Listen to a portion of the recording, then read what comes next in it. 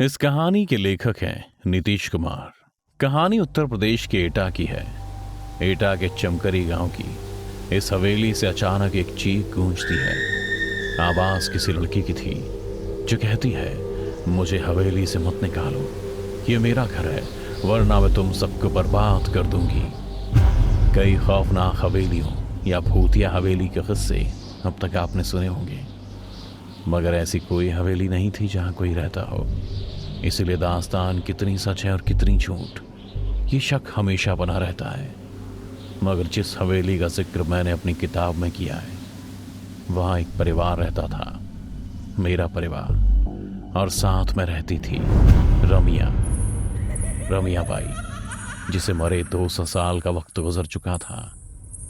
अगर वक्त के पन्नों के हिसाब लिया जाए तो यह हवेली करीब 200 साल पुरानी है।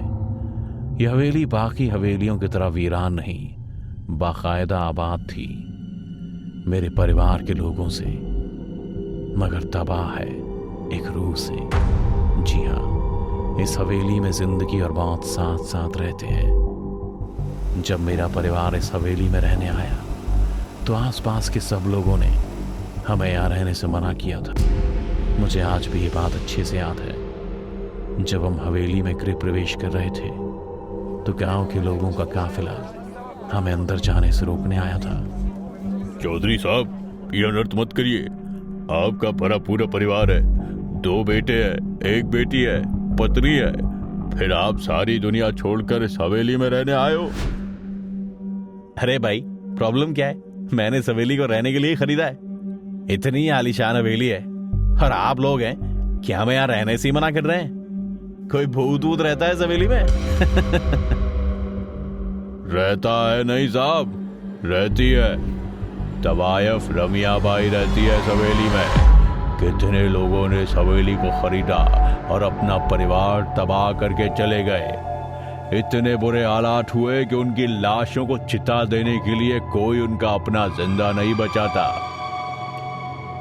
गांव वालों और पापा के बीच में ये बहस घंटों तक चली, पर मेरा सारा ध्यान अभी भी हवेली पर ही था। वैसे पापा ने सही कहा था, हवेली दिखने में तो आलीशान थी। मैं बाहर खड़ा हवेली को ही निहार रहा था कि तभी मैंने देखा एक औरत हवेली की छत पर पैर लटकाए हमें ही देख रही है। दिखने में डरावनी थी, बाल भी इस तरह बिखरे कि कोई देखकर ही पागल गए। पर इससे पहले मैं इस औरत का जिक्र किसी से कर पाता, वो मेरी आंखों से ओझल हो गई। मैंने इसे अपने लड़कपन का वहम समझ भुला दिया। इधर पापा और गांव की बहस का कोई नतीजा नहीं निकला। पापा अपनी जिद पर अड़े रहे और गांव वाले अपनी। थक हार कर पापा हम सबको साथ लिए गुस्से में हवेली के अंदर चल दिए। पर हवेली के अंदर जाने से पहले मुझे गांव वालों का कहा आज भी अच्छे से याद है। चौधरी साहब, हवेली के बाहर ही खाली अर्थी छोड़ के जा रहे हैं, आपको जल्दी इसकी जरूरत पड़ेगी। पापा ने गांव वालों की इस बात को हवा में उड़ा दिया। हम पापा के साथ हवेली के अंदर जा ही रहे थे कि तभी मैंने देखा वही औरत अब हवेली की खिड़की से हमें ही अंदर आते देख रही है। इस बार मैंने जानबूझकर किसी से कुछ नहीं कहा। मैंने पहले ही सोच लिया था कि मैं अपने भाई बहन के साथ मिलकर इस औरत को ढूंढ निकालूंगा। मैंने ये बात अपने छोटे भाई अनुज और बड़ी बहन पल्लवी को बताई तो वो लोग भी मेरे साथ खेल खेलने को तैयार हो गए। रात होते हम सबसे पहले तो छत पर गए, जहां सबसे पहले मैंने उस औरत को देखा था, और फिर उस कमरे में जिसकी खिड़की से वो हमें अंदर आते देख रही थी। पर तीनों भाई बहन में से किसी एक को कुछ नहीं मिला। बस पायलों की छन छन सुनाई देती थी, बस कोई दिखाई नहीं देता था। अभी 3-4 दिन ही गुजरे थे कि मैंने माँ को पापा से ये कहते सुना कि उन्हें अभी रात में किसी के पायल की आवाज़ सुनाई देती है, और कई बार तो उन्हें एक औरत भी दिखाई दी जो अक्सर माँ को ही देखती रहती है। छोटा भाई 2 बार सीढ़ियों से गिर चुका था। बड़ी बहन का शरीर हमेशा ही दर्द करता रहता, और पापा ने तो हवेली में आते ही बिस्तर पकड़ लिया था। उन्हें अक्सर बुखार ही रहता, और माँ का कभी हाथ कट जाता तो कभी कभी साड़ी जल जाती। कितनी बार तो वो मरते मरते ही बची थी। अब हम सबको यह हवेली अजीब लगने लगी थी। घर का हर सदस्य उस औरत की झलक को हवेली में घूमते हुए देख चुका था। पापा भी बोलते कि वो दूसरे घर के लिए बात कर रहे हैं, लेकिन पैसों की बहुत कमी है। जितने पैसे थे उन्होंने इस हवेली को खरीदने में लगा दिए। पर फिर एक रात कुछ ऐसा हुआ जिसे याद कर आज भी मेरी रातों की नींद उड़ जाती है। दरअसल डर के मारे अब हम सब एक ही कमरे में सोने लगे थे। रात के 3 बज रहे थे कि अचानक ही कोई हमारे कमरे का दरवाजा पीटने लगा। सबकी नींद एक पल में खुल गई। इससे पहले कि हम में से कोई कुछ समझ पाता, मेरा छोटा भाई अनुज हवा में ऊपर उठ गया था। उसकी हड्डियां कड़ने लगी थी। वो दर्द के मारे रो रहा था, चीख रहा था, पर वो इतना ऊपर था कि कोई उसे छू भी नहीं पा रहा था। हम सब ने उसे नीचे लाने की बहुत कोशिश की, पर सब नाकामयाब रहे। माँ, ये आंटी बहुत डरावनी है, मेरा गला दबा रही है, मुझे दर्द हो रहा है। माँ, ये मुझे मार डालेगी। पापा, मुझे बचा लो, ये आंटी मुझे मार डालेगी। छोटे भाई की बात सुनकर हम सब की आंखों में आंसू आ गए थे, पर कोई कुछ भी नहीं कर पा रहा था कि अचानक ही हम सबको तवायफ रमिया बाई हवा में नजर आने लगी थी। पहली बार हमने तवायफ रमिया बाई को देखा था। बेहद डरावनी और खूंखार। उसने पैरों में पायल पहनी हुई थी। उसका सिंगार भी तवायफों वाला था, जिसने अनुज की गर्दन को तब तक दबाए रखा जब तक वो छटपटाता रहा। पर जैसे ही अनुज की मौत हुई, रमिया ने अनुज की लाश को हम सबके सामने अनुज को अपनी आंखों के सामने मरता देख माँ पापा की चीखें निकल गईं। पर अभी यह तबाही की सिर्फ शुरुआत थी। अनुज को मारने के बाद रमिया ने माँ के शरीर पर कब्जा कर लिया और पापा को गर्दन से पकड़ उन्हें कमरे के एक कोने में फेंक दिया। फिर तुरंत ही पापा पर हावी होकर उनके जिस्म से उनके दोनों हाथों को उखाड़ फेंका। पापा लहूलुहान हो चुके थे। मालती, ये तुम क्या कर रही हो? होश में आओ मालती। मगर माँ ने पापा की एक ना सुनी और पापा को बालों से पकड़ अब रमिया उनका सर उनके धड़ से अलग करने पर उतारू हो चुकी थी। पापा जानते थे कि अब कुछ पल ही वो जिंदा रहेंगे, इसलिए मरते वक्त उन्होंने मुझे और मेरी बड़ी बहन को देखते हुए कहा, तुम दोनों इस हवेली से भाग जाओ, जाओ, वरना रमिया तुम्हें भी जिंदा नहीं छोड़ेगी। बस हर हाल में तुम दोनों को एक दूसरे का ख्याल। इससे पहले पापा अपनी बात पूरा करते, माँ के जिस्म में समाई हुई रमिया ने पापा का सिर उनके धड़ से अलग कर हमारे पैरों के पास फेंक दिया था। पापा को मरते देख हम दोनों भाई बहन डर के मारे कांपने लगे थे।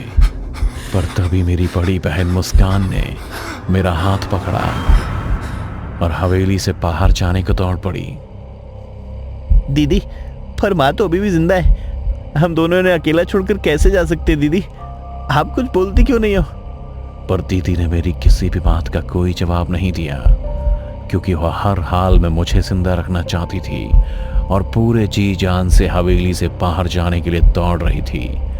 तभी हमारे पैर जम से गए। हमारे सामने माँ जो खड़ी थी, अपना कटा हुआ सिर अपने हाथों में लिए वो हमारी तरफ ही चली आ रही थी।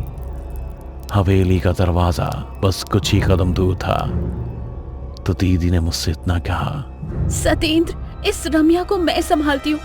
तुम बस किसी भी तरह इस हवेली से दूर चले जाओ और फिर कभी यहाँ लौट कर मत आना। मैं दीदी का हाथ छोड़ने को तैयार नहीं था, इसलिए खुद ही दीदी ने अपना हाथ छुड़ाते हुए मुझे हवेली के दरवाजे की ओर जाने के लिए धकेल दिया और खुद रमिया की ओर तेजी से दौड़ पड़ी। रमिया ने भी तुरंत माँ का जिस्म छोड़ दिया और दीदी के शरीर को अपने कब्जे में कर लिया। अभी एक पल पहले पल्लवी दीदी मेरी जान की सलामती के लिए अपनी जान कुर्बान करने को तैयार थी। अब वही दीदी मेरे खून की प्यासी बन मुझे मारने के लिए मेरे पीछे आ रही थी। दीदी को अपने पीछे आते देख मैं डर गया। दरवाजा 2 कदम ही आगे था और मौत 2 कदम पीछे। जब मुझे कुछ समझ नहीं आया तो मैंने पास ही से एक नुकीली रॉड उठाकर उसे अपनी हिफाजत के लिए दीदी के आगे कर दिया जो तेजी से मेरी तरफ आ रही थी। पर इससे पहले मैं कुछ समझ पाता, एक झटके से दीदी का जिस्म उस लोहे की रॉड में आ घुसा।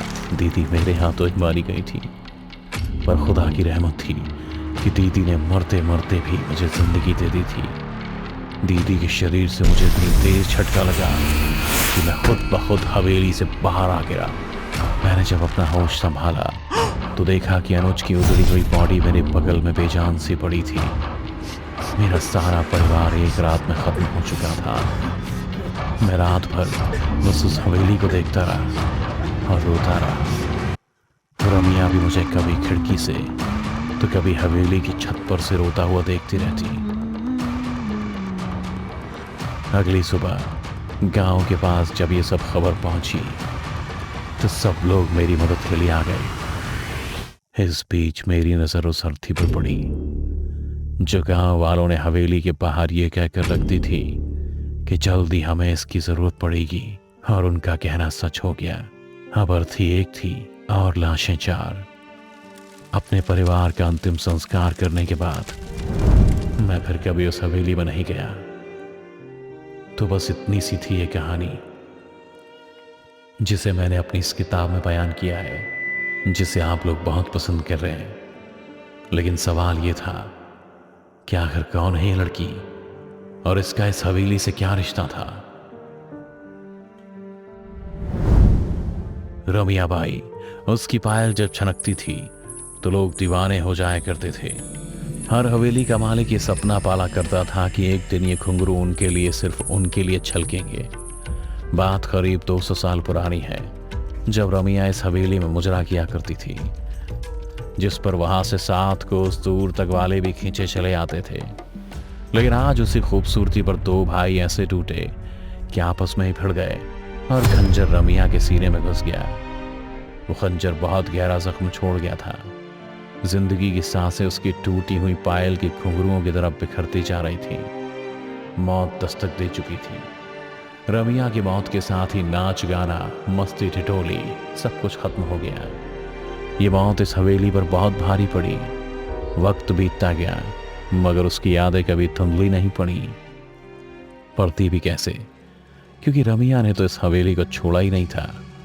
वो आज भी लोगों को नजर आती है, मगर गाती गुनगुनाती नहीं, बदहवास घूमती हुई, याद करती हुई उन सुनहरे दिनों को जब एक महफिल उठती नहीं कि दूसरी सजाने को बेताब लोग वहां पहुंच जाते।